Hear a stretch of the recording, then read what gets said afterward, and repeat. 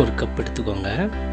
இதில் ஒரு அரை கப் அளவுக்கு கோதுமை மாவு, அரை கப் மைதா மாவு, இதில் ஒரு அரை ஸ்பூன் உப்பு சேர்த்து இது நல்லா கலந்துக்கோங்க. இதை நல்லா கலந்துட்டு இதில் கொஞ்சம் கொஞ்சமாக தண்ணி சேர்த்து சப்பாத்தி மாவு ரெடி பண்ணுற மாதிரி சாஃப்டாக பிசைஞ்சிக்கோங்க. இந்த மாதிரி சப்பாத்தி மாவு மாதிரி ரெடி பண்ணிவிட்டு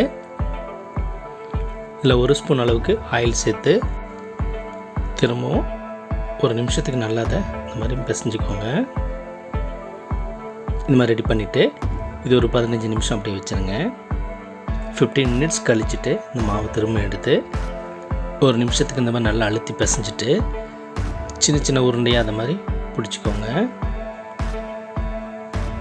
இந்த மாதிரி சின்ன சின்ன உருண்டையாக பிடிச்சிட்டு கொஞ்சமாக மாவு எடுத்துகிட்டு இதை நல்லா தேய்ச்சிக்கோங்க.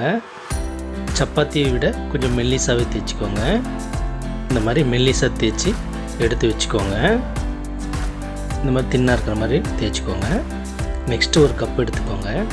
இதில் ஒரு மீடியம் சைஸ் வெங்காயம், ஒரு பச்சை மிளகாய், கொஞ்சம் கொத்தமல்லி, ஒரு சிட்டிகை அளவுக்கு மஞ்சள் பொடி, அரை ஸ்பூன் மிளகாய் பொடி, அரை ஸ்பூன் கரம் மசாலா, உப்பு ஒரு அரை ஸ்பூன் சேர்த்துட்டு சீரகப்பொடி ஒரு 1/4 ஸ்பூன் சேர்த்து ஒரு 3 முட்டை இதில் உடச்சி ஊற்றிக்கோங்க.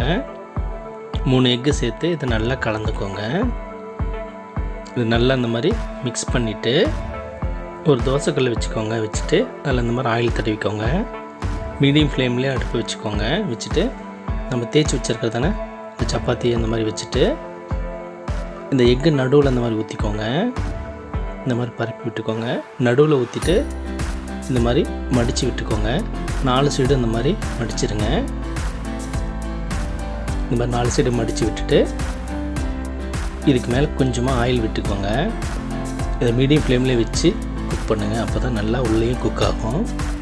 இதை ஒரு சைடு வெந்தோடனே திருப்பி விட்டுருங்க. இது நல்லா இந்த மாதிரி செவக்க விட்டு எடுத்துக்கோங்க. இந்த மாதிரி கோல்டன் ப்ரௌன் கலர் வந்த பிறகு இதை நம்ம எடுத்துடலாம். இது நல்லா ரெடி ஆகிடுச்சு. இதே போலவே மீதி இருக்கிறதையும் செஞ்சுக்கோங்க. இதை நான் கட் பண்ணி காமிக்கிறேன் பாருங்கள். உள்ள இருக்கக்கூடிய எக்கு ஆனியன்லாம் நான் எப்படி குக் ஆகிருக்குன்னு நம்ம கட் பண்ணி பார்க்கலாம். பாருங்கள், நல்லாவே இது குக் ஆகிடுச்சு. இந்த பரோட்டாவை நீங்கள் அப்படியே தனியாகவே சாப்பிட்லாம். டேஸ்ட் ரொம்ப சூப்பராக இருக்கும். இதை நீங்கள் உங்கள் குழந்தைங்களுக்கு செஞ்சு கொடுத்து பாருங்கள். ரொம்பவே விரும்பி சாப்பிடுவாங்க. நீங்களும் ட்ரை பண்ணி பாருங்கள்.